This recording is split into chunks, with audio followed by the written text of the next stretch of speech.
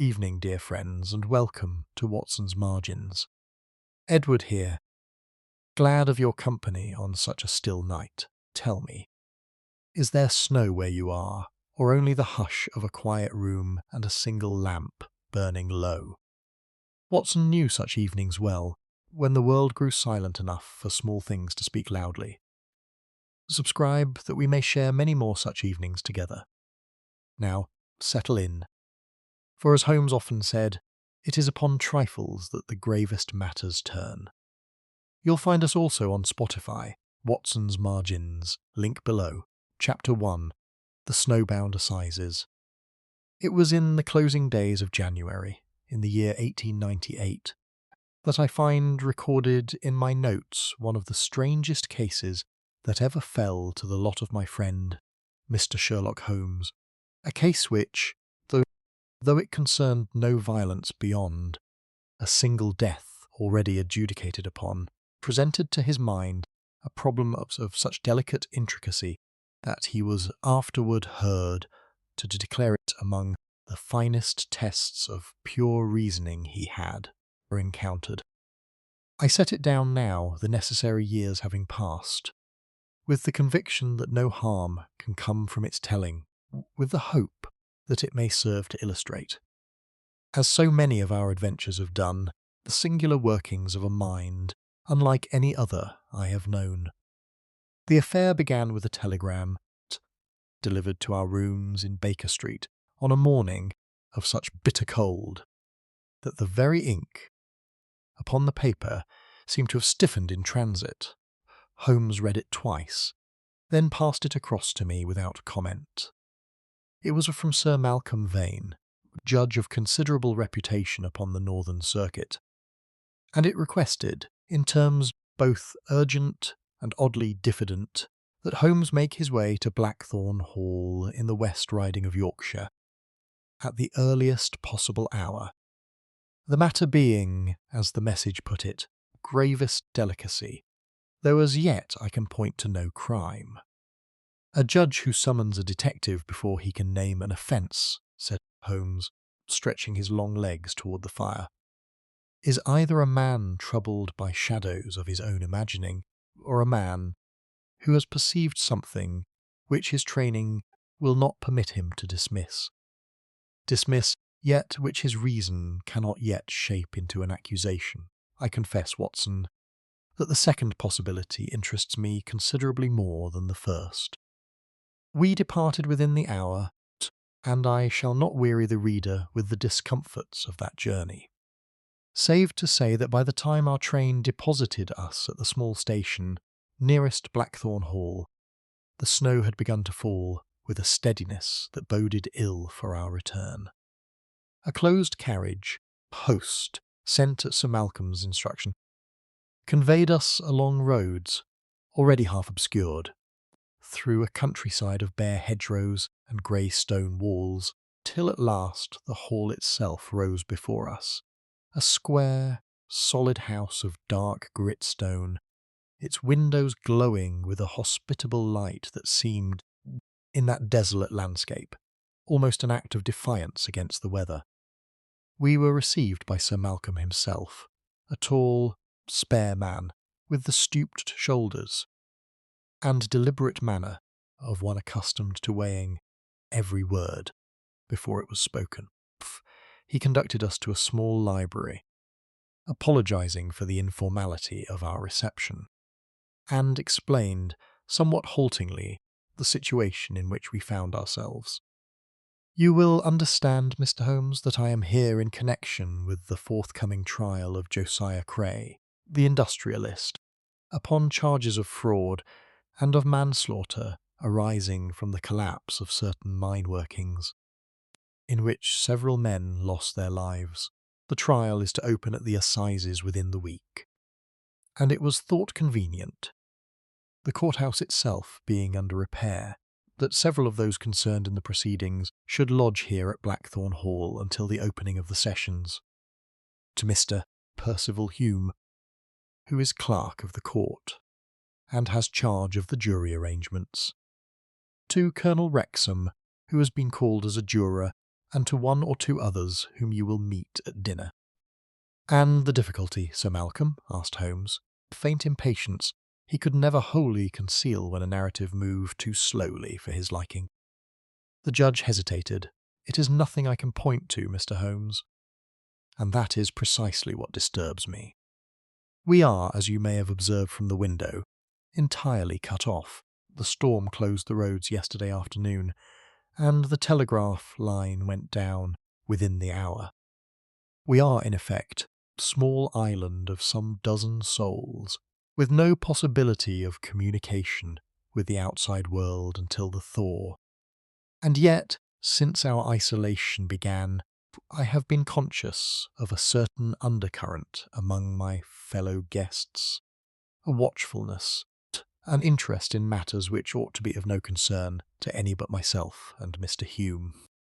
"You refer to the jury list?" Sir Malcolm started visibly. "How could you possibly know that?" "I do not know it, sir. I infer it.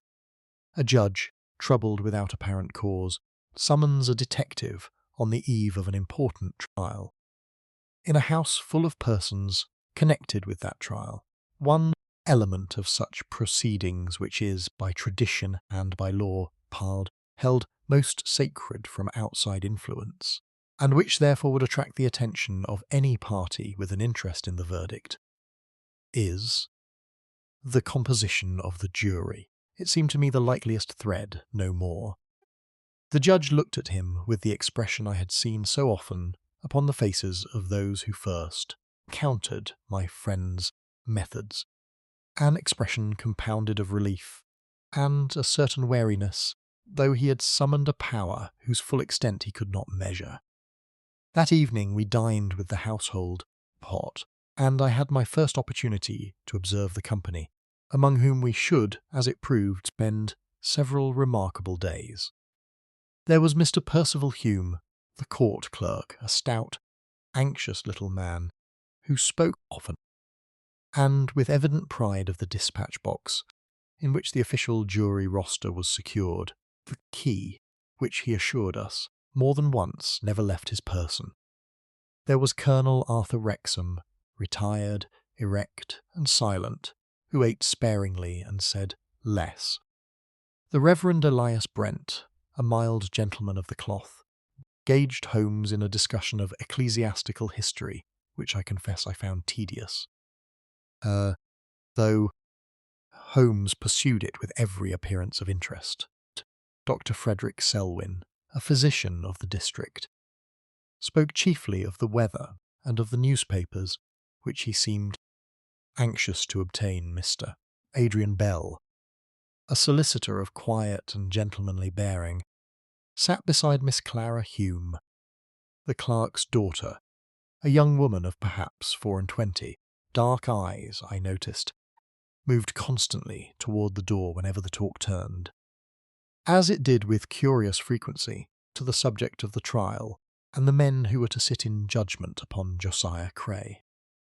I observed nothing remarkable in any of this, beyond the natural anxieties of persons confined together by weather and burdened with official cares. But once or twice, glancing at Holmes, I caught upon his face that look of quiet, concentrated attention, which I had learned, over the years of our friendship, never to dismiss as idle curiosity. Something in that comfortable, candle-lit room had already engaged the whole of his singular faculties. What it was, I could not then have said, and would not learn for some days to come. Chapter 2. A List Under Lock and Key. The morning broke white and silent, the snow having continued through the greater part of the night until the lower windows of Blackthorn Hall were half buried in drifts, and the world beyond seemed to have been smoothed into a single unbroken sheet, without mark of bird or beast. Came down to find Holmes already at the breakfast table, though he ate nothing, contenting himself with black coffee and the close study of a small leather notebook, in which, as I knew of old, he was accustomed to set down his earliest impressions of any matter that engaged him. You have risen early, I observed. I have been out, said he, though not far. A man learns more from the snow about a house than from its owner. Watson, for snow does not flatter, nor does it forget. I have walked the circuit of the building this last half hour. And what did you find? Nothing, he replied, with a curious emphasis upon the word, which is itself a fact of some interest. But here, I think, comes our friend Hume, and he appears to have something he wishes to show us. Mr. Percival Hume bustled into the breakfast room with the air of a man bursting with an importance he could scarcely contain, yet it was anxious not to betray. He carried under his arm a small iron-bound box, black with age, and fitted with a brass plate, upon which I could discern the arms of the court. "You will forgive me, gentlemen," said he, setting the box upon a side table with exaggerated care. "But I thought, Mr. Holmes, that as you are to be our guest during these unsettled days, you might care to see the manner in which such matters are conducted. This," and he tapped the lid with a plump forefinger, "contains the official roster of the jury panel for the assizes, drawn and sealed according to the strictest procedure, destined for the hands of no one but the clerk of arraigns himself, until the moment the court is convened." "And the key?" asked Holmes idly. Hume drew from his waistcoat pocket a small brass key upon a steel chain, which was itself fastened, I observed, to a buttonhole by a stout loop. "Here, sir. It has not left my person since it was entrusted to me 3 weeks ago in London, nor will it till I place this box in the hands of the court officer at the opening of the sessions." "A heavy responsibility," said Holmes, "and one, I should think, that weighs upon you the more for our present isolation." "You may say so, Mr. Holmes. I confess I had not thought of it in quite that light until you spoke." Hume gave a short laugh, somewhat forced, and bore the box away again. I noticed that Holmes's eyes followed it to the door with an attention out of all proportion, as it then seemed to me, to so trivial an incident. The day passed slowly, as such days must in a house cut off from the world, the company occupying themselves with books, cards, and with that peculiar, restless conversation which springs up among strangers thrown together by circumstances, returning again and again, despite themselves, to the one subject which united them all. I observed that whenever the talk turned to the trial of Josiah Cray, and more particularly to the names of those who had been summoned to the jury panel, a certain stillness would fall upon one or another of the company. A stillness which passed almost before I could be certain I had seen it, after dinner. It was after dinner, when the gentlemen had withdrawn to the library for tobacco and the ladies had retired, that I found myself alone with Holmes, before the fire. The rest of the company having scattered to various corners of the house, he sat for a long while, without speaking, his pipe between his teeth, his eyes fixed upon the leaping flames, till at last he roused himself with a short laugh. "Do you know, Watson, I begin to suspect that we have stumbled, quite by chance, into a household where a very pretty little drama has been playing itself out beneath the most ordinary of surfaces, and that our arrival, far from being incidental, may itself have precipitated its next act. You speak in riddles, Holmes.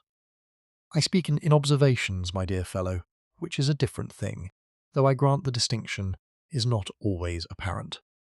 Consider. We are told that the snow began yesterday afternoon, that it has continued with scarcely a pause ever since. I have this morning examined the ground about every door and window of this house, and I find the snow lying smooth and undisturbed against each threshold, save for the paths trodden by the servants to the outbuildings, which are easily distinguished and account for themselves. No window has been forced, door has stood open longer than the moment required for a servant to pass. The house, in short, is sealed as effectively as that dispatch box of Mr. Hume's. Surely that is reassuring? It would be, Watson, were it not that I can discover no reason why a household so sealed should exhibit such symptoms of unease. I have watched the faces about this table for 2 meals now, and I tell you that at least 4 persons in this house are concerned, in greater or lesser degree, with the contents of that iron box, and concerned in a manner which has nothing to do with the ordinary anxieties of a forthcoming trial. I confess I pressed him for particulars, but he would say no more that night, save to remark, we mounted the stairs to our rooms, upon a small matter which I had myself entirely overlooked. Did you observe the grate in the study, Watson, when Mr. Bell was good enough to show us his collection of legal curiosities this afternoon? I cannot say that I did. There were fragments of paper among the ashes, recently burned, for the edges had not yet crumbled to powder, as old ash will do. A small thing, perhaps. People burn paper for 100 innocent reasons, and a country house in winter consumes a deal of correspondence in its fires. And yet, he added, pausing with his hand upon the door of his room, it is curious, is it not, that a household so newly assembled, so newly aware of its isolation, should already have something it wishes to see consumed beyond recovery. I should like very much to know what that something was. Watson, before this little comedy of ours runs its course. With that he bade me good night, and I retired to bed with the uneasy sense, not for the first time in our long association, that Holmes had already glimpsed the shape of something which remained to my own eyes wholly invisible. Chapter 3. The Impossible Substitution. I was awakened the following morning by a commotion below stairs, a sound of raised voices and hurried footsteps such as I had not heard since our arrival at Blackthorn Hall, and which, in that hushed and snowbound house, struck upon the ear with all the force of an alarm bell, dressed hastily, and descended to find a small crowd gathered at the door of the library, and its centre, Mr. Percival Hume, face the colour of tallow, the iron-bound dispatch box open before him upon the table, its lid thrown back, and in his trembling hands a sheaf of papers, which he held as a man might hold a thing he feared to touch and dared not let fall.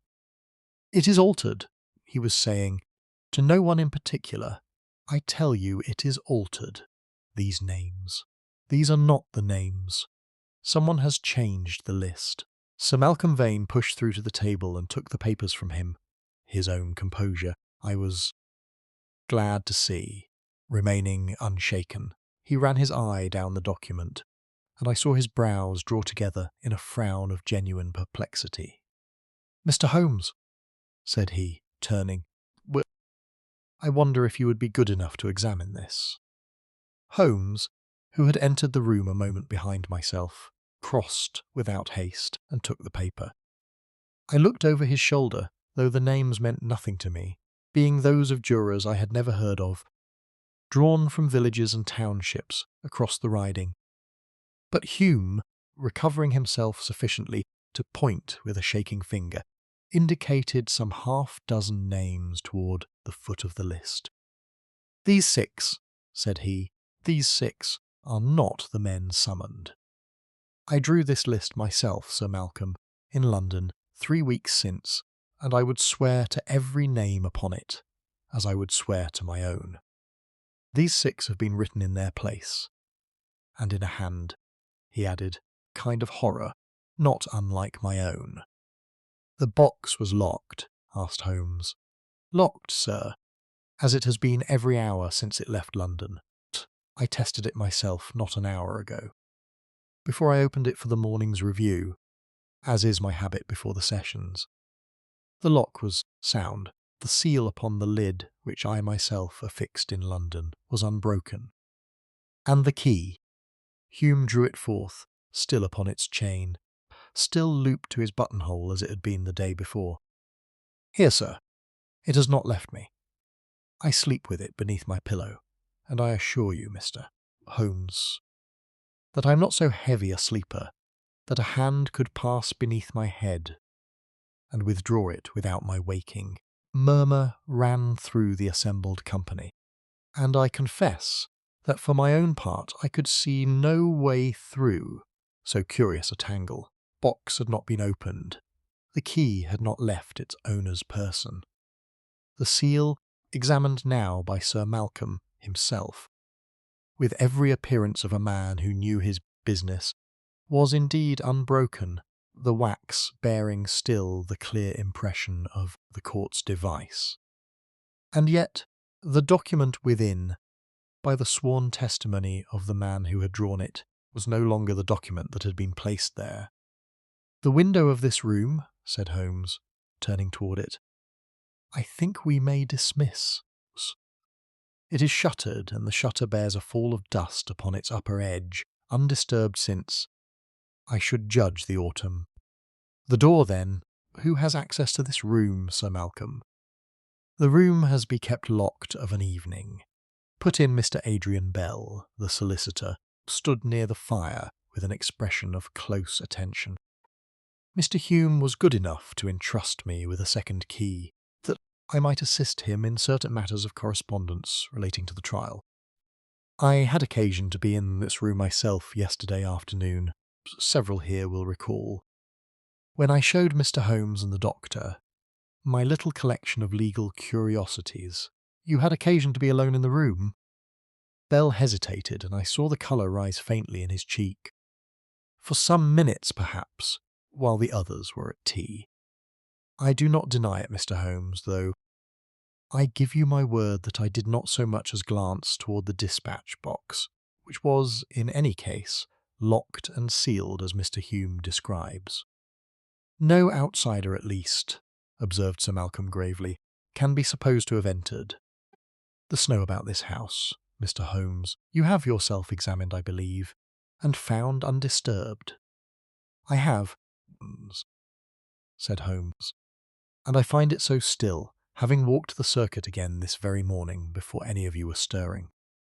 No foot, human or otherwise, has approached this house since the snow began to fall, saving only the tracks of the servants to the woodshed and the stables, which I have traced to their proper conclusions.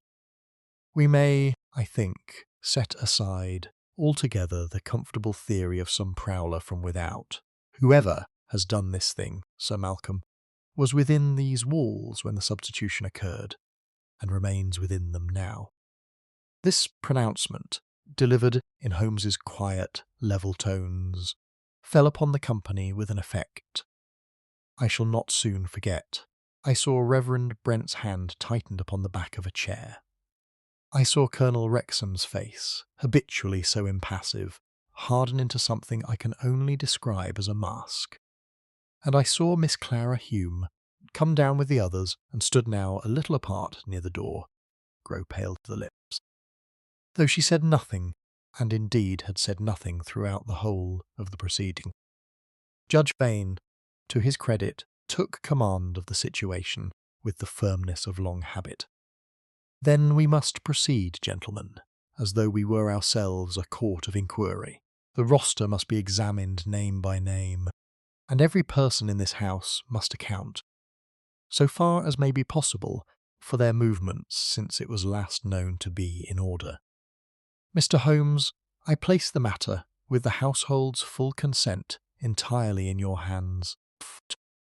"I am obliged to you, Sir Malcolm," said Holmes, "though I would beg one indulgence at the outset. I should like, for any further discussion of how this thing might have been done, to be permitted a quiet examination of this room, and of the box itself, undisturbed by company. For theory, gentlemen, when we have exhausted the evidence of fact, accordingly, though not without some murmuring, and As the door closed behind the last of them, I saw Holmes turn at once toward the hearth, where the ashes of the previous evening's fire still lay cold and undisturbed in the grate, stoop above them, with an eagerness that told me, more plainly than any words, that his thoughts had already travelled a considerable distance beyond the bewildered company we had left behind. "Watson," said he, without looking up, "I think we may now venture a small wager between ourselves. I will lay you a sovereign that this substitution, whatever its purpose, was not accomplished during the hours of darkness at all, cost, and that the true mystery of this house lies not in how a sealed box can be opened, but in why a thing already done should choose this particular morning to be discovered." Chapter 4. The error everyone accepts. By midday a theory had taken root among the household, and, like all such theories born of fear and convenience, grew the faster for the very absence of evidence that might have checked it. I cannot say with certainty who first gave it voice, though I suspect it was Colonel Wrexham, a man of decided opinions and little patience for ambiguity. But by the time the company assembled for a cold luncheon, the name of Adrian Bell was upon every tongue, spoken in tones of regret rather than accusation, which I have always found the more dangerous manner of the two. It is a painful thing to say, Wrexham observed it, addressing himself ostensibly to Sir Malcolm, but pitching his voice for the benefit of the room. "But Mr. Bell himself admits to having been alone in that library, with access to a second key at the very time this mischief must have been wrought. He is a solicitor, accustomed to the drawing of legal documents, and he does not, I think, deny that he stands to profit, in a professional sense, should this trial be delayed by some irregularity discovered at the 11th hour." Bell, who sat a little removed from the others, his luncheon untouched before him, looked up with an expression in which I read more weariness than indignation. "I have denied nothing, Colonel, because there is nothing to deny. I was in the library. I had a key.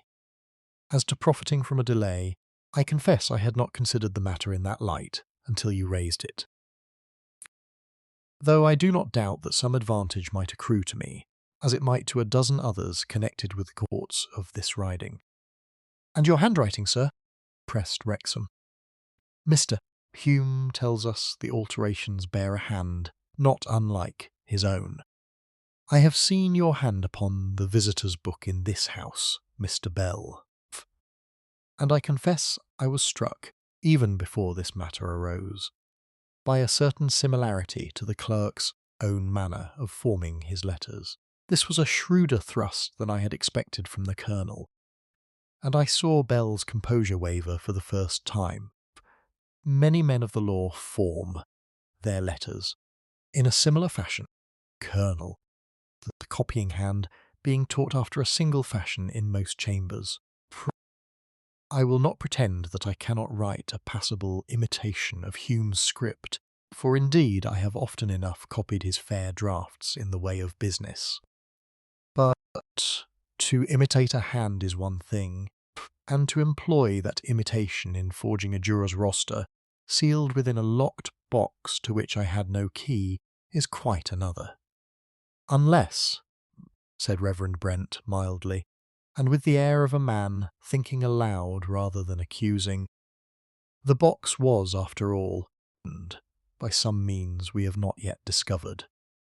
I confess I know nothing of locks, but I have read that a skilful hand may sometimes— "A skilful hand," Holmes interrupted, in a tone of such quiet finality that the table fell silent at once, "would have left some trace upon the lock itself, Reverend, and I have examined that lock with a glass this very morning. It bears no scratch, no mark of any instrument, recent or otherwise, beyond the ordinary wear of its own key, turned by its own history some hundreds of times. Whatever was done to that document, gentlemen, was not done by picking the lock of the box that contains it. "Then how, Mr. Holmes?" demanded Sir Malcolm, not without a touch of asperity, for I think the strain of the morning had told upon even his judicial calm. "We cannot proceed upon negatives forever. The box was not opened by force, and the key did not leave Hume's possession, and no stranger entered this house. Then either the substitution is a thing impossible, which I decline to believe, or one of us here present is lying, and I should be glad to know which." "I have not said that no one is lying, Sir Malcolm," Holmes replied. "I have said only that the explanations so far offered do not fit the facts as I have observed them, which is a very different matter, one I would beg this company to bear in mind, before condemning any man upon the strength of a resemblance in handwriting, and an afternoon spent, by his own honest admission, in a room he had every right to enter." He rose from the table and, crossing to where Hume sat, still pale and shaken, requested once more to see the altered roster, which Hume produced with evident reluctance. "You say, Mr. Hume, that 6 names have been substituted. I should like you to tell me, if you can, something of the men whose names now appear in place of those you yourself selected. Are they known to you?" "2 of them I know by repute only," said Hume, steadying himself with an effort. "Tradesmen of Wakefield, I believe. The others I cannot place at all, though the names are common enough in this county. But Mr. Holmes," and here his voice took on a fresh note of agitation, "there is one name here, a Josiah Tremlett, of Pontefract, I cannot account for at all, for I have this very morning recalled where I had heard it before. Tremlett died, sir, a fortnight since. I read the notice in the Yorkshire Post not 10 days ago, while we were yet in London. The man is in his grave, and his name has been written into a jury panel, as though he were a living man, summonable to attend this court." A murmur of astonishment greeted this announcement, and I saw Holmes's eyes brighten with that particular intensity which I had learned, many years, to recognise as the surest sign that some new and significant fact had fallen into its place, within the structure of his thought.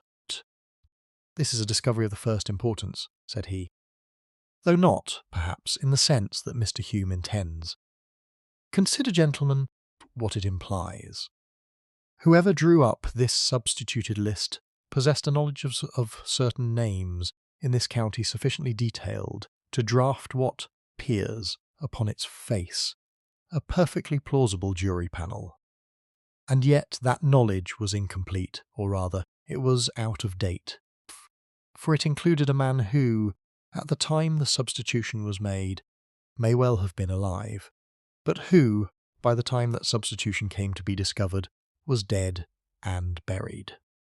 "You mean," said Sir Malcolm slowly, "that the substitution was made before Tremlett's death became known?" "I mean a good deal more than that, Sir Malcolm, though I am not yet prepared to set it all before you. The substitution of these names was not the work of a moment, snatched between courses at dinner, nor was it the work of a man improvising with whatever materials lay to hand. It required forethought.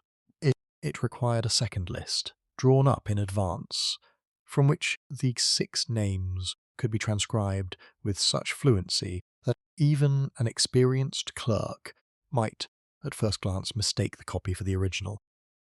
And a second list, gentlemen, drawn up in advance of any quarrel between this household and the laws of chance, is not a thing that springs into existence overnight, nor in a house buried under 3 feet of Yorkshire snow.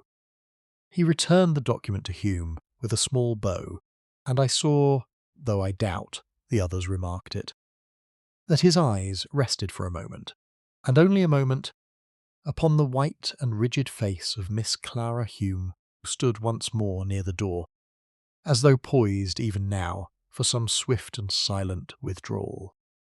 Chapter 5. What the Eyes Reveal.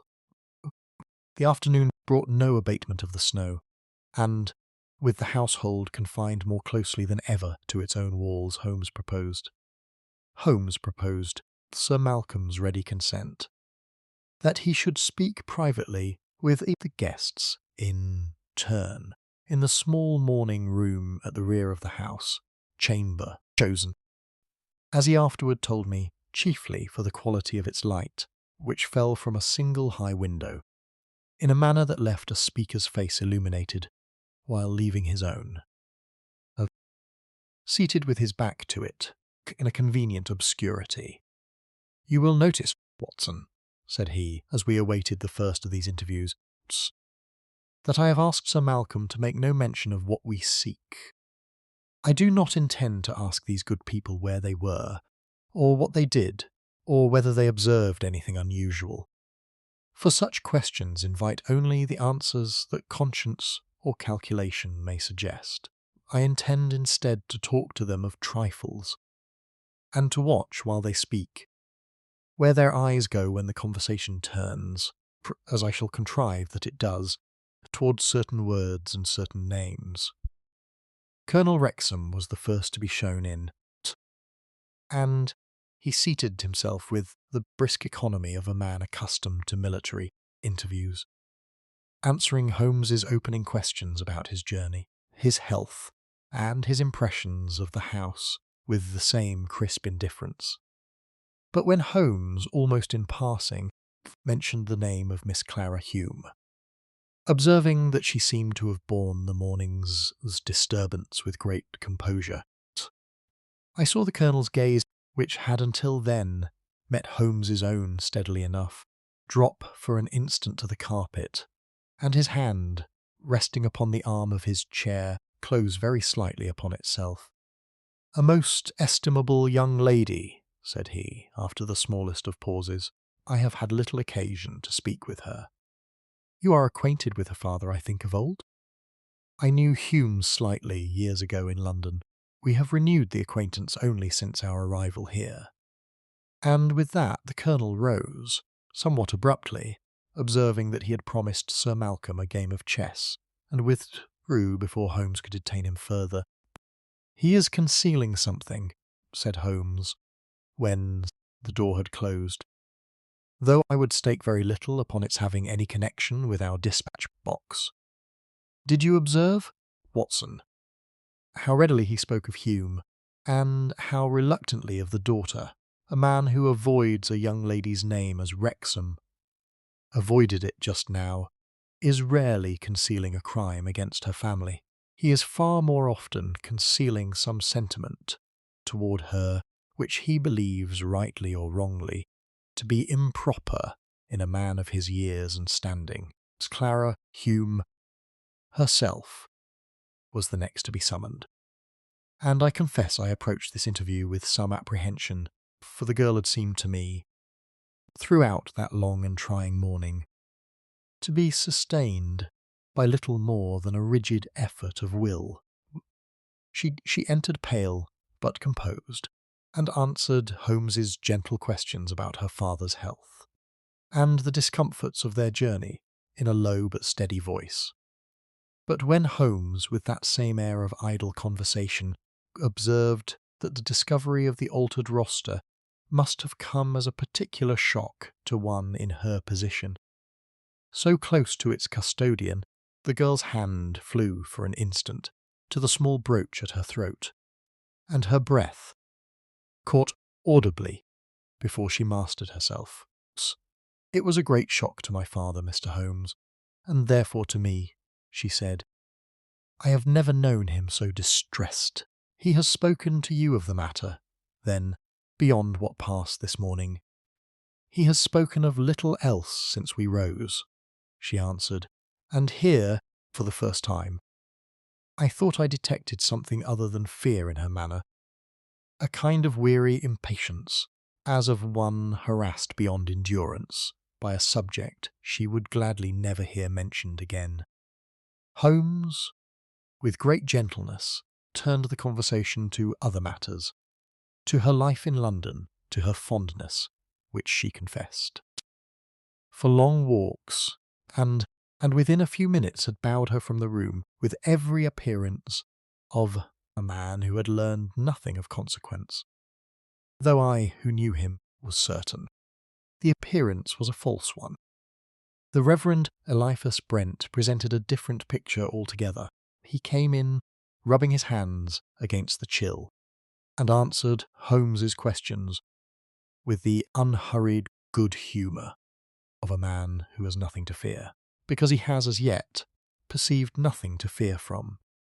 But when Holmes mentioned, by way of illustration, that it was curious how the substituted names had included that of the late Mr. Tremlett of Pontefract, the Reverend's mild face underwent a transformation so sudden and so complete that I started in my chair. "Tremlett?" said he. "Josiah Tremlett?" But, Mr. Holmes, I buried that man myself not 3 weeks since. He was of my own parish before his removal to Pontefract, and I conducted the service at his sister's request, she having no other clergyman she trusted. Are you telling me his name appears upon a jury list, drawn, as I understood the matter, only this past week? It does, Reverend, and the discrepancy is one which interests me greatly. You appear, if I may say so, genuinely astonished. I am astonished, sir, because until this moment I had supposed, from the talk at table, that the substituted names were those of living men summoned in error, or through some confusion of similar names in the county. A dead man's name should appear at all. Seems to me a thing requiring explanation of quite another order, and I confess I had heard nothing of it before. This last remark Holmes received with a small inclination of the head, turned the conversation soon afterward to the Reverend's parish duties, from which nothing further of moment emerged. It was Dr. Selwyn, the last of that afternoon's interviews, who provided Holmes, as he afterward remarked to me, the smallest, but perhaps the most suggestive observation of the day. The physician answered every question readily enough, but I noticed, as indeed I could scarcely have failed to, that his eyes strayed continually toward the small table by the window, upon which lay a pile of newspapers, several days old, brought from London before our isolation began. "You are anxious for news, Doctor?" Holmes inquired at last, following his gaze. Selwyn started and laughed a little uneasily. "A professional habit, Mr. Holmes, no more. One likes to keep abreast of medical correspondence, and the Lancet is sadly delayed by this weather." "Of course," said Holmes courteously, though, when the door had closed behind the doctor, he crossed at once to the little table and ran his eye down the dates and headlines of the topmost papers with a swiftness that told me he had already formed some notion of what he sought. "Watson," said he, after a moment, "I begin to perceive the outline of this affair, though its substance still eludes me. We have, in the space of a single afternoon, discovered that Colonel Wrexham guards some sentiment touching Miss Hume, which he would not have us see. Miss Hume herself is oppressed by some burden a good deal heavier than filial sympathy for her father's distress. That the Reverend Brent, all this household, alone speaks with the unguarded surprise of a man encountering a fact for the first time, and that Dr. Selwyn reads his newspapers with the eagerness, not of a physician seeking medical correspondence, but of a man searching, day after day, for some particular item of news which has not yet appeared. 4 persons, Watson, each concealing something, and I would wager my reputation that not one of those 4 secrets has the smallest connection with the contents of an iron-bound box." "Then what, host," I asked, "has it to do with our case at all?" "That," said Holmes, knocking out his pipe against the grate, Precisely the question I intend to answer before this house sees daylight again. Chapter 6. Silent Agreements.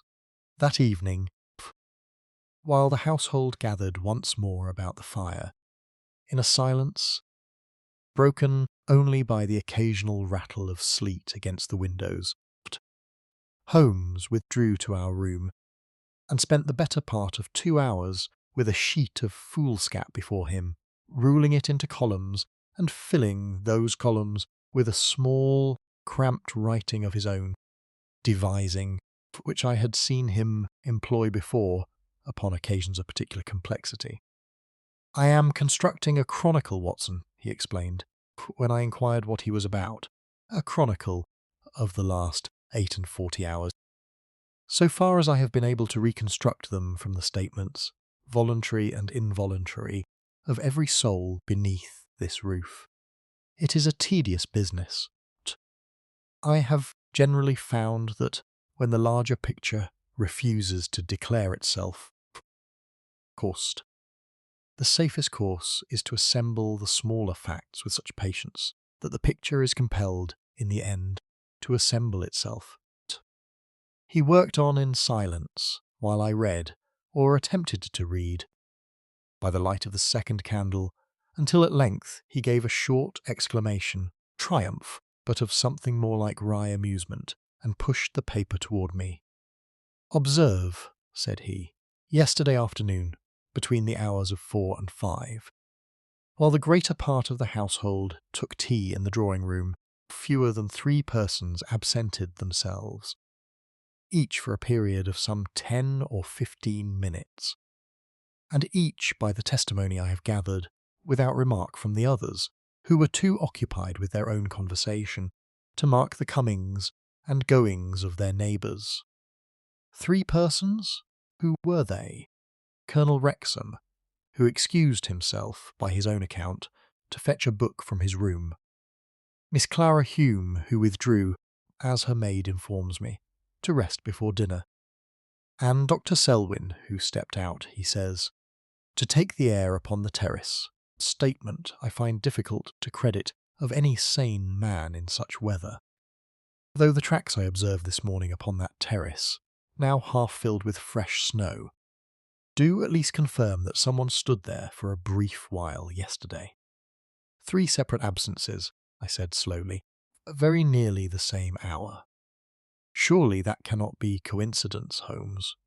It is not coincidence, Watson, but neither, I think, is it conspiracy, or not, in the sense that this household has been led to fear. Consider the times more closely. Wrexham's absence, by the account of the footman who passed him upon the stair, occurred between 4:15. Miss Hume's maid places her mistress's withdrawal at very nearly the same hour, though she cannot be precise to the minute, and Selwyn's excursion to the terrace, by his own admission, took place somewhat later, between 5 and 1/4. Then they were not together. I think it very probable that 2 of them were together, Watson, for a portion of that time at least, and that the third was either a witness to that meeting, or very nearly became one. And I think, further, that this meeting, whatever its nature, nothing whatever to do with the substitution of names in a jury roster, save in this respect, that it has thrown about this house a pall of furtive silence which has made every innocent movement appear suspicious, and every suspicious movement easy to conceal beneath the larger anxiety. I confess I found this reasoning difficult to follow, and said so. Holmes smiled a little wearily, and rose to stretch his long limbs before the fire. "Let me put it to you in another way, Watson. Suppose that some private matter, touching the happiness of 2 persons in this house, has lately come to a crisis, matter which those persons would naturally wish to keep from the eyes of a third, perhaps a parent, perhaps a guardian, of more formal authority. Suppose, further, that On the very afternoon when this private matter required some brief and secret communication between the two principals, third person, troubled by suspicions of an entirely different and more selfish character, chanced to observe a part of that communication without understanding its true nature, and drew from it conclusions of his own. Conclusions which he has since been at pains to keep to himself, from motives which do him, perhaps, more credit than he supposes. You are speaking of Wrexham, and of Miss Hume, and of Bell? I name no names as yet, Watson, for I have not yet earned the right to do so, but I will tell you this. The meeting of yesterday afternoon, brief as it was, has left its mark upon the behaviour of at least 3 persons in this house, and that mark, observed by Sir Malcolm and the others, in the harsh new light of this morning's discovery, has been read as guilt, where it signifies only embarrassment, and as conspiracy, where it signifies only affection, or perhaps its disappointment. He returned to his papers, and for a long while neither of us spoke, until Holmes, running his pencil down a final column of figures, gave a sudden start and sat very still. "Watson," said he, in an altered voice, "I have been a fool, though I think a pardonable one. I have been so occupied with the question of who might have substituted these names, and that I have failed to ask the simpler question first. Tell me, if you can recall it, at what hour this morning did Hume open the dispatch box? Soon after 8, I believe. He was already at it when the household began to stir. And he told us, did he not, that he makes it his habit to test the lock and examine the seal each morning before the formal review of the documents? He said as much. Yes. Then I have spent the better part of this afternoon establishing, to my own satisfaction, that no person in this house had any opportunity, between the hour at which Hume retired last night and the hour at which he opened the box this morning, to approach that box undetected. The key never left him. The room, though unlocked, was within sound of the night porter's chair throughout the small hours. And that worthy man, I have established, is a light sleeper and a faithful one. If the substitution did not occur during the night, Watson, and if it did not occur this morning, before 6 witnesses, in the few minutes between the box's opening and its discovery, then there remains only one alternative, which is that it did not occur last night at all, nor this morning, but at some earlier time, perhaps days since, perhaps even before this household assembled beneath this roof. And if that is so, Watson, then the question that has occupied this entire household since breakfast, namely how the substitution could have been accomplished within a sealed house during a single night, is not merely difficult. It is the wrong question altogether, and has been from the first. He sat for a long moment gazing into the fire, and when he spoke again it was almost to himself. The real mystery, Watson, is not how this thing was done. It is why, if it was done some time ago, it has chosen this particular morning, of all mornings, to come to light. Chapter 7. The Secret Memorandum. I had expected, after Holmes's reflections of the previous evening, that the following day would bring some quiet and patient continuation of his inquiries, conducted, as so much of his best work was conducted, beyond the notice of the household at large. I was mistaken. We had scarcely finished breakfast when a fresh commotion arose. This time, from the library itself, where Mr. Adrian Bell had gone, as was his custom, to fetch down one of the volumes from his small collection of legal curiosities, with which he had whiled away so many of the tedious hours of our confinement. He came to us white-faced, a slim folio bound in calf held stiffly before him. as though it had become suddenly too hot to grasp with comfort. "Mr. Holmes," said he, his voice unsteady, "I beg you will examine this. I took down this volume not 5 minutes since, meaning only to find a passage I had marked some days ago, and this fell from between its leaves." He held out a single sheet of paper, folded once, somewhat creased, as though it had lain pressed within the book for some little while. Holmes took it, unfolded it, and I saw his brows draw together as he read.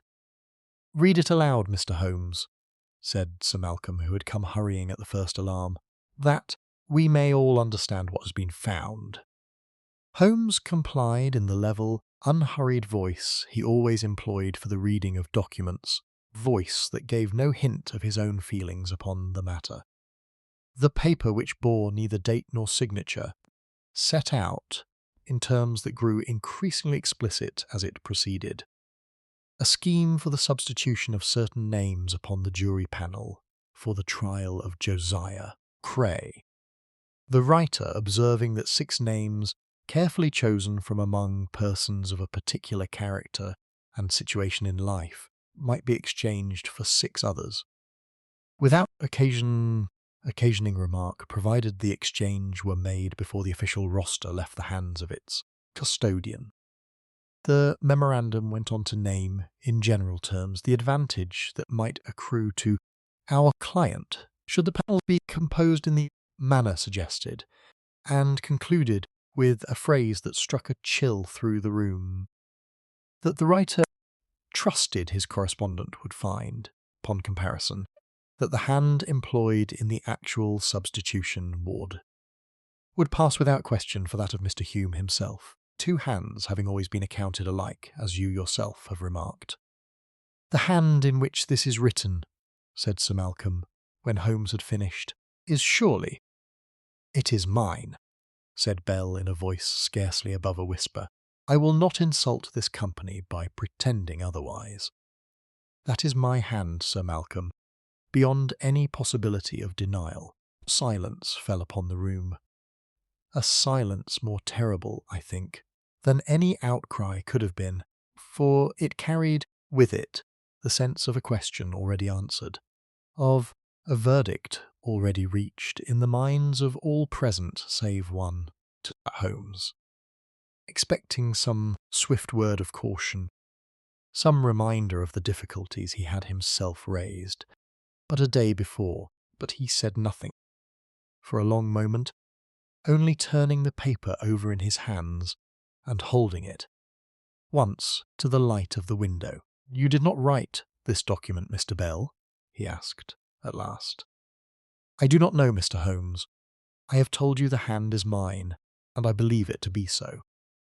But I have no recollection of writing such a thing, and I would stake my life, my profession, everything I possess, that I never conceived of such a scheme, still less proposed it to any living soul."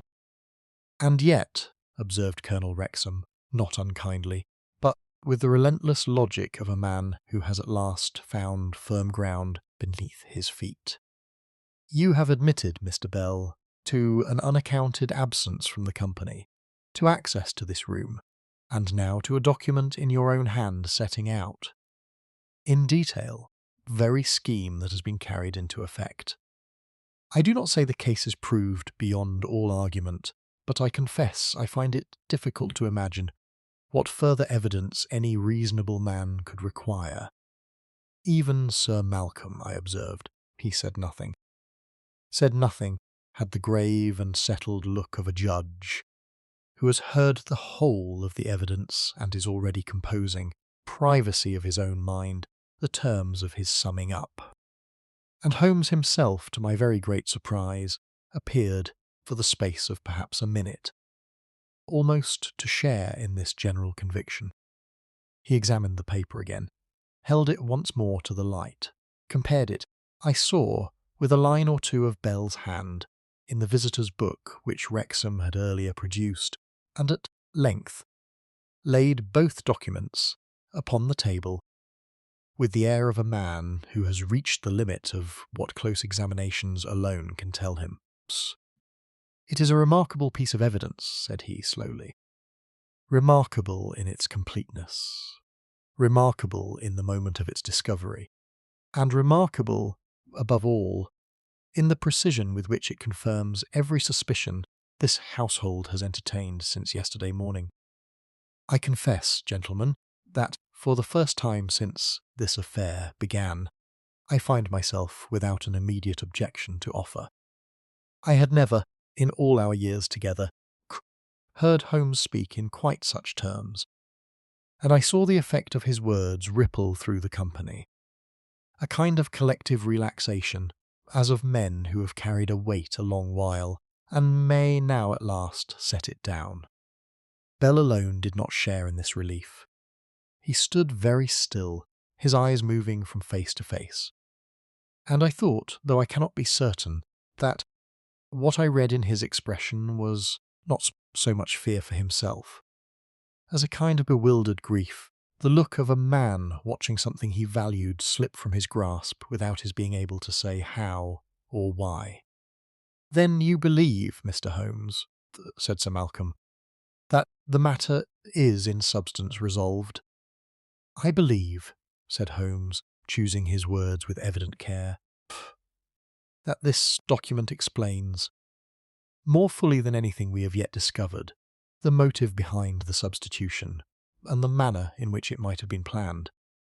Whether it explains everything, Sir Malcolm, is a question I should prefer to consider further before this household commits itself to any formal conclusion.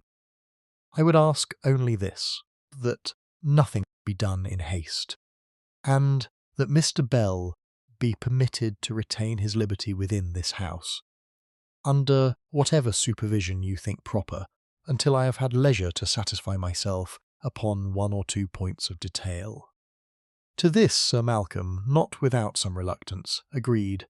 The company dispersed once more to its various occupations, though I noticed that Bell was left very much alone, drawing away from him with that instinctive and not unkindly distance which respectable people place between themselves and one newly fallen under suspicion.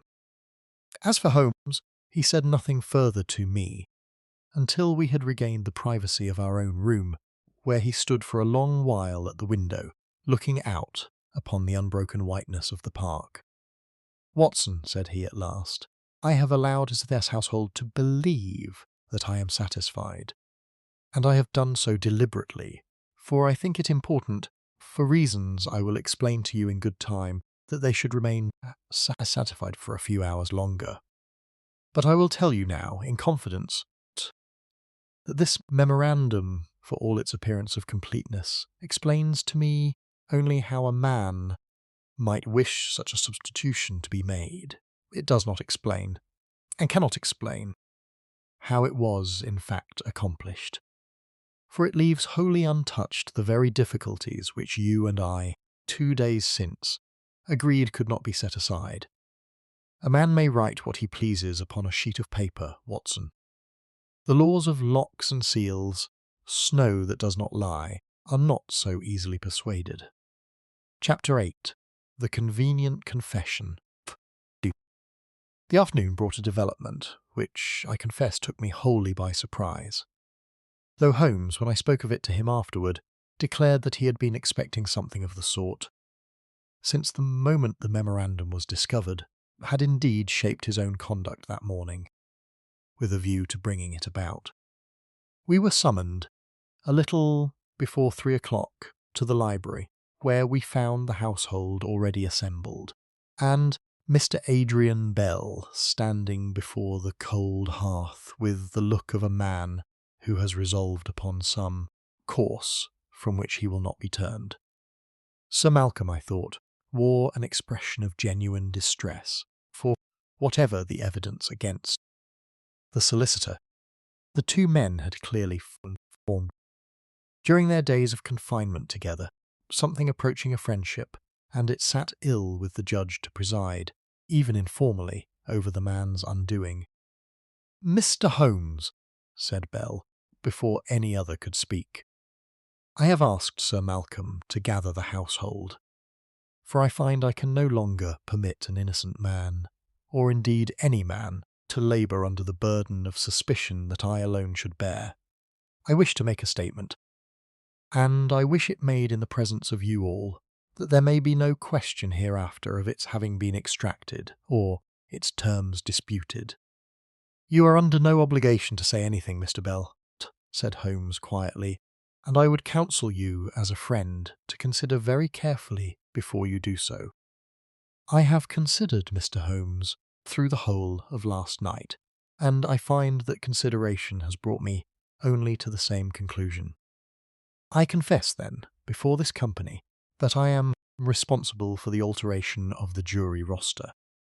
I had access, in the course of my professional duties, to certain papers connected with the trial of Mr. Cray, and I will not pretend that I was wholly ignorant of the advantage that might be gained by certain interested parties from a particular composition of the panel. I allowed myself, gentlemen, to be drawn into a correspondence which I now bitterly regret, and the memorandum found in my book is, as I have already admitted, in my own hand, represents, I am ashamed to say, my own scheme, conceived and partly as executed before ever this snow confined us beneath one roof. He paused, and I saw his eyes travel, for the briefest of instants, toward the door, where Miss Clara Hume stood half in shadow, her hands clasped tightly before her, her face a study in something that seemed to me very far removed from relief. I will say no more of how the thing was managed, Bell continued, his voice growing firmer, as though the worst were now past, and the remainder a matter of mere formality, save that I take the whole responsibility upon myself, and that no other person in this house, of whatever name or station, had any part in it, until this morning's discovery. I am ready to submit myself to whatever inquiry Sir Malcolm and the proper authorities may think fit, the moment communication with the outer world is restored. There followed a silence of some moments, broken at last by Sir Malcolm, crossed and laid a hand, not ungently, upon Bell's shoulder. This is a grave admission, Mr. Bell, and I will not pretend that it does not grieve me to hear it from a man I had begun to count as a friend. Yet I cannot but feel that some measure of credit is due to you for the manner of its making. The matter, I think, may now be considered closed in its essentials, though its consequences must, of course, take their proper course. General murmur of agreement followed, and I observed with something like dismay the swiftness with which the household, so lately divided by suspicion, now drew together in a kind of communal exhalation, though a fever had broken and left behind it only the pleasant lassitude of convalescence. Colonel Wrexham shook Bell's hand with what appeared to be genuine feeling. The Reverend Brent murmured something about the mercy that attends a frank confession. Even Dr. Selwyn, whose newspapers had occupied so much of his attention these last 2 days, set them aside and joined in the general congratulation that so unpleasant a business should, after all, be so cleanly resolved. Holmes alone took no part in this rejoicing. He stood a little apart, his arms folded, his eyes moving slowly from face to face, with an expression I had come to recognize over the years as one of profound and settled dissatisfaction, though to the company at large it might have passed for nothing more. Then thoughtful reflection upon the sadness of the case was not until late that evening, when the household had at last retired, and Holmes and I sat once more before our own fire, that he gave voice to what I had already half guessed lay behind his silence. "That confession, Watson," said he, "was the most dishonest statement I have heard delivered in this house since our arrival, and I include in that reckoning the original substitution of the roster itself. Dishonest? But Holmes, the man confessed freely, presence of us all, to his own ruin. What could he gain by such a falsehood? That, my dear fellow, precisely the question I intend to answer, though I will own it. It has cost me some hours of thought already. Consider what Bell's confession actually claims. He says that he conceived this scheme, that he drafted the memorandum, and that he alone effected the substitution. Very well. But he has said nothing, Watson, nothing whatever, of how he effected it. He has not claimed to have picked the lock, for he knows, as we all now know, that the lock bears no mark of any such interference. He has not claimed to have obtained Hume's key, for Hume's key, by the unanimous testimony of this household, has never left its owner's person. He has not even attempted an explanation of the one fact which I regard as the most significant in the whole affair, namely, the presence, upon that altered roster, of the name of a man already 3 weeks in his grave. A confession, Watson, that explains motive while leaving method an entire blank, is not a confession at all. It is a sacrifice. A sacrifice? You mean that he is shielding someone? Though I confess, I had not, until this evening, been wholly certain whom. There is one circumstance, Watson, which I think settles the matter beyond reasonable doubt, and it is this. When Bell made his confession, his eyes sought out, for the briefest of instants, not Sir Malcolm, before whom he stood ostensibly to answer, nor Hume, whose roster had been so grievously tampered with, but Miss Clara Hume, who stood throughout the whole of that little scene, white and as silent as the snow against our windows. A man does not look toward a stranger for reassurance when he confesses to a crime, Watson. He looks toward the person for whose sake the confession is being made. He knocked out his pipe against the grate, and rose, stretching, the air of a man who has, at last, found the thread that will lead him through the whole of a tangled skein. Tomorrow, Watson, think, we shall have done with confessions, true or false, and shall come instead to facts. I have allowed this household its evening of false comfort, for I judged that a night's untroubled sleep might do more than any further questioning to loosen tongues that have been until now very carefully guarded. But tomorrow, my friend, I intend to ask Mr. Hume to open that dispatch box once more, and this time I shall ask him to bring with it every paper, every draft, every fragment of correspondence he has carried with him since he first left London with that roster in his charge. I have a notion, Watson, what we shall find among them, though I confess the full shape of this affair did not come to me until I saw, this very evening, where a frightened man's eyes turn when he believes himself, at last, safe. Chapter 9. Holmes reconstructs the truth. The morning came at last with a change in the weather, a thin and watery sunlight breaking through cloud that hung upon us, unbroken for 3 days. And with it came word from a labourer, struggling up from the village upon snowshoes of his own contriving, that the lower road would be passable with care by the afternoon. It was, I think, this prospect of imminent release, more than anything Holmes himself said or did, that lent to the gathering he requested in the great hall an atmosphere of unusual solemnity, as though the household understood, without being told, that whatever was to be said must be said now, while they remained, for a few hours longer, whirled unto themselves.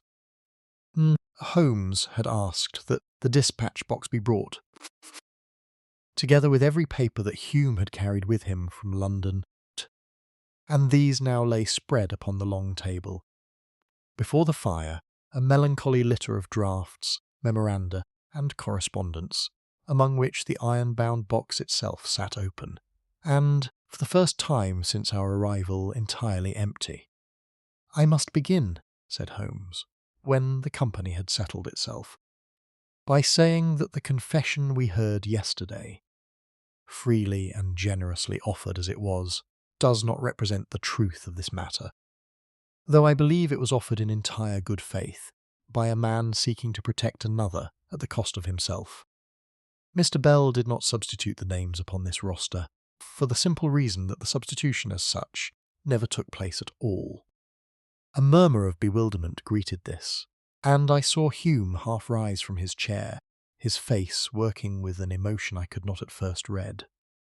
"I will explain," Holmes continued, "by asking you, Mr. Hume, to cast your mind back some 3 weeks, to the period during which you were engaged, in London, in the preparation of the jury panel for this trial. You drew up, did you not, a list of names in the ordinary course of your duties?" "I did, sir, as I have said." "And is it not also true, Mr. Hume, though you have not said it, that during that same period you were approached, perhaps more than once, by some person interested in the outcome of Mr. Cray's trial, a person who suggested to you that certain names might, advantage to yourself as well as to others, be exchanged for certain other names upon that panel?" The silence that had followed this question was of a different quality from any that had preceded it in that house, a silence in which I could hear, quite distinctly, the small sounds of the fire, and the breathing of a dozen people who had, until that moment, believed themselves to be merely spectators. "I do not know how you can know that, Mr. Holmes," said Hume at last, in a voice scarcely audible, "but it is true. I was approached.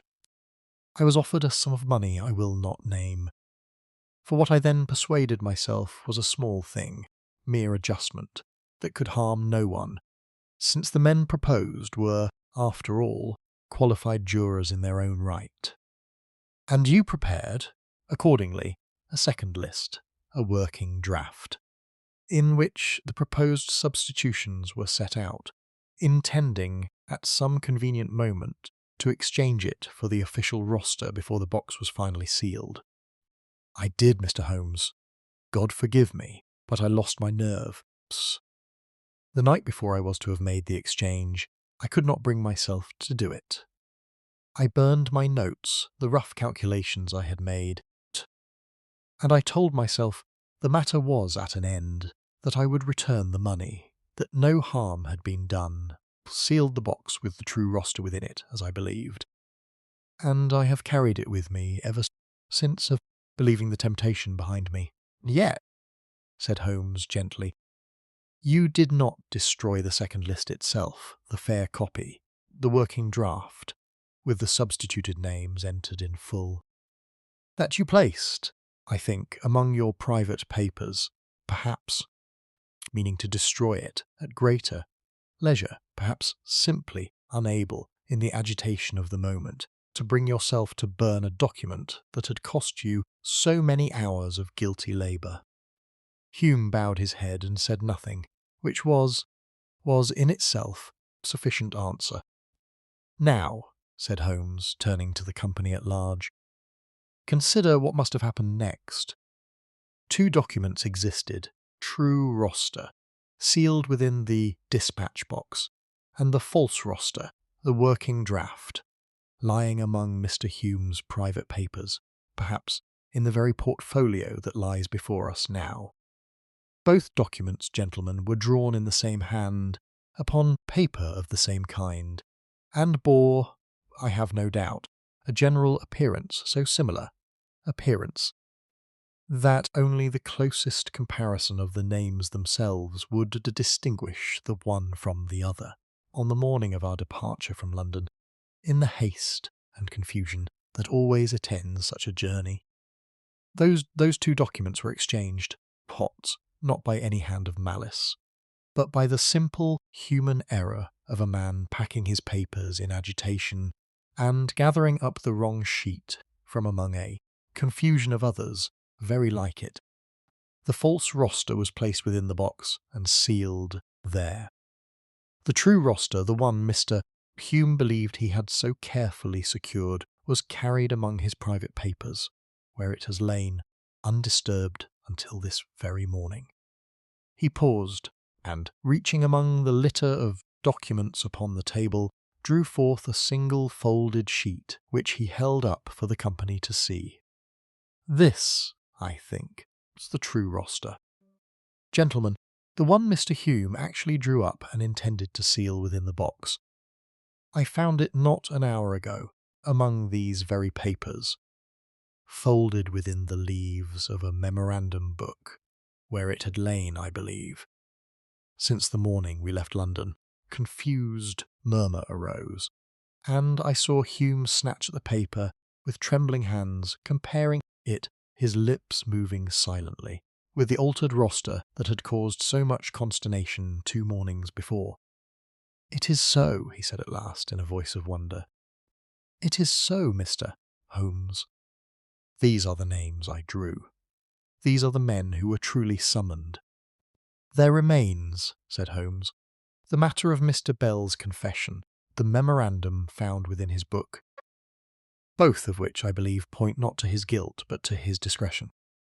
Mr. Bell, gentlemen, had occasion, in the ordinary course of his duties, to see something of Mr. Hume's papers during our confinement here, and I believe he discovered, by chance, the truth of what had occurred, perhaps even discovered the very document I have just produced. Lying where it had no business to lie, he recognised at once the gravity of what had happened, and the disgrace that must fall upon Mr. Hume, and, indeed, upon Miss Hume, the truth become known. He resolved, therefore, to say nothing, and to wait, I think, for some quiet opportunity to set matters right without exposure. But yesterday's discovery of his own memorandum, document I now believe he wrote some weeks ago, in London, as a private note of warning to himself, against the very temptation that Mr. Hume afterwards succumbed to, and which he had thrust, forgotten, between the leaves of a book, placed him in a position from which he saw only one honourable escape. He could not explain the memorandum without explaining how he came to suspect Mr. Hume in the firsts, and that, gentlemen, he would not do, for he is engaged, I believe, to be married to Mr. Hume's daughter, and would not see her father's name dishonoured if his own could be made to bear the burden instead. I looked, as did every person in that room, toward Miss Clara Hume and Mr. Adrian Bell, and saw in the look that passed between them confirmation of all that Holmes had said, and a great deal more besides, which I shall not attempt to set down. "The secret meetings, then," said Sir Malcolm slowly, "the absences which Colonel Wrexham observed, were nothing more, Sir Malcolm, than the brief and guarded interviews of 2 young people, anxious to speak together of an engagement not yet made known to Miss Hume's father, and made doubly anxious, after Bell's discovery, by a secret of far graver consequence which Bell felt himself bound, for her sake, to carry alone. Colonel Wrexham, observing these meetings without understanding them, formed conclusions of his own, which he was too delicate, or too embarrassed, to share, and which served only to deepen the general atmosphere of suspicion in which this household has laboured for 2 days past by. Then, no crime, in the end, was ever committed?" asked Reverend Brent, with evident relief. "A crime was very nearly committed, Reverend, in the mind and intention of Mr. Hume, and I do not think this household should pass too lightly over that fact. But the act itself, the substitution we have all been at such pains to explain, never took place at all. What we have been investigating, gentlemen, was not a crime, but an accident born of a guilty conscience, a moment's confusion, a household so primed by anxiety that it mistook the shadow of a sin confessed for the substance of a sin completed. Chapter 10. The Lesson of the Roster. By early afternoon, the labourer's promise had proved true, and a party of men from the village, with horses and a sledge, made their way up to Blackthorn Hall to report that the lower road, though heavy, would bear a careful traveller as far as the railway junction. The news was received by the household with an eagerness that I think owed less to any great affection for their temporary lodging than to a natural human longing to put behind them, as quickly as might be, the scene of so much anxiety and so many half-spoken fears. Sir Malcolm, before any of us departed, withdrew with Hume into the library for the better part of an hour, and when they emerged, the judge's face wore the careful neutrality of a man who has reached a decision he does not intend to discuss further. He drew Holmes aside, and I, standing nearby, could not help but overhear something of what passed between them. "The true roster has been restored to the box, Mr. Holmes. False draft destroyed, in my presence, in this very fire. No verdict has yet been returned, in any case. No juror has as yet been sworn, and I see no purpose served by dragging before the public a story which can only damage the administration of justice in this county, without correcting any wrong that has actually been done.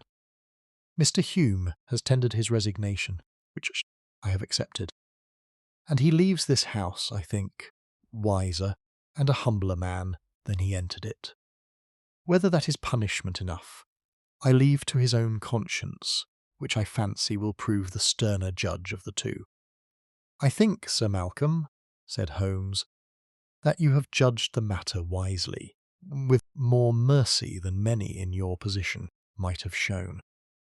Mr. Hume's offence was one of intention rather than of act, and the law, whatever its proper concern with intentions, has little machinery for punishing a sin that was, in the event, undone by its own author's conscience before it could take effect. And Mr. Bell, I think, requires no judgment from any of us, perhaps congratulation, though I doubt he would welcome even that.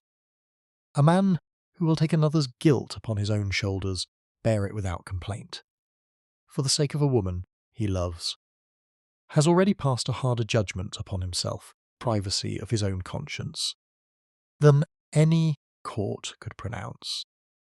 I saw Sir Malcolm's eyes travel across the hall to where Bell and Miss Hume stood together, speaking in low voices, her hand resting upon his arm, with a frankness that told me the secrecy which had so troubled their last few days was at least at an end. The judge said nothing further, but I thought there was something in his face as he watched them that augured well for whatever interview might yet take place between himself and Mr. Hume's daughter. On the subject of her engagement, our own departure was arranged for the late afternoon, and as the carriage was brought round, host Holmes took occasion to bid farewell to several members of the household, with a courtesy that surprised those, I think, who had expected of him only the cold and analytical manner he had shown during the investigation itself. To Colonel Wrexham, he said a few words in private, which I did not hear, but which left that gentleman, usually so impassive, looking after us, with an expression I can only describe as one of considerable relief, as though some private burden of his own had been, by a sentence or two, quietly set down. It was not until we were some miles upon our way, the hall already lost behind us in the gathering dusk, the runners of our sledge hissing softly over the packed snow of the lower road, that gave voice to the reflection that had been growing in my mind throughout that long and curious day. "It is a strange thing, Holmes," said I, "to consider how very little, in the end, anyone in that house actually lied to us. Hume told the truth about the box and the key, and the seal belled. The truth in a sense when he said the memorandum was in his hand, and that he had conceived such a scheme, even though he had abandoned it weeks before any harm was done. Miss Hume told the truth when she said her father had spoken of nothing else. Even Wrexham, I dare say, told the truth so far as he went. And yet the picture that all these truths combined to paint was, from beginning to end, entirely false. "You have put your finger, Watson, upon the very heart of the matter," said Holmes, drawing his coat more closely about him against the evening chill. "I have observed, in the course of a good many investigations, that the most dangerous falsehoods are very rarely the bold inventions of a practised liar, which a trained ear will generally detect by some discordant note. They are, far more often, an honest mosaic of small truths, each one accurate in itself, assembled by frightened or embarrassed people into a picture that none of them intended, and that none of them, individually, could have constructed alone. Hume's truth, and Bell's truth, and Wrexham's truth, each taken by itself, told us nothing. It was only when each was set beside the others, and the sentences between them measured as carefully as the words, the false picture they had jointly created could be seen for what it was. And the dispatch box itself, the locked room, the unbroken seal, I confess, Holmes, that even now I do not fully understand how a problem that seemed, on its face, a flat impossibility, should turn out to have so simple, indeed so domestic, an explanation. That, Watson, is because we approached it, as I think every person in that household approached it, by asking the wrong question first. We asked, how could this substitution have been accomplished? Given the conditions in which we found ourselves, the snow, the seal, key that never left its owner's hand, and so long as we confined our inquiry to those conditions, the conditions of the snowbound house, problem remained, as you say, a flat impossibility. For within those conditions, nothing of the kind could have occurred. The error lay in supposing that the conditions under which the substitution was discovered were also the conditions under which it had taken place. Two, Watson, were separated by a fortnight and by 200 miles, and the moment that separation was perceived, the impossibility vanished altogether. For an impossibility, after all, is generally nothing more than a possibility considered at the wrong moment. Time. He fell silent then, and I, looking out at the dark fields sliding past beneath their burden of snow, found myself thinking less of locks and seals and substituted names than of the small human dramas that had played themselves out beneath that hospitable roof. The guilty conscience of a careworn clerk, the quiet devotion of a young solicitor, the watchful, unspoken tenderness of an old soldier who had, perhaps, hoped for what was never to be his. It seemed to me, as I set down these recollections many months afterward, that Holmes had given to that household something a good deal more valuable than the recovery of a misplaced document. I doubt that more than 2 or 3 of those present ever fully understood the nature of the gift. "You will write of this, I suppose," said Holmes presently, with the faint, dry amusement that I had come to know so well. "I had thought of it," I admitted. "Then I will ask only one thing of you, Watson, when you come to set it down. Do not call it the case of the substituted roster, for nothing, in the end, was substituted at all. Call it, if you must give it a name, the case of the roster that was never lost, only mislaid by a man who had, for one unhappy night, mislaid something a good deal more important than any list of names, namely his own peace of mind. That, I think, nearer the truth of the matter. And it is, after all, the truth that we are in this business to discover." So ended As the snow gave way, at last, to the first thin promise of a thaw, one of the strangest cases that ever came within my friend's experience, a case in which no crime was committed, no thief discovered, and yet in which the whole machinery of deduction brought patiently to bear upon a household of frightened and well-meaning people served in the end to restore not merely a document to its rightful place, but something a great deal harder to mislay and a great deal harder, once lost, to find again.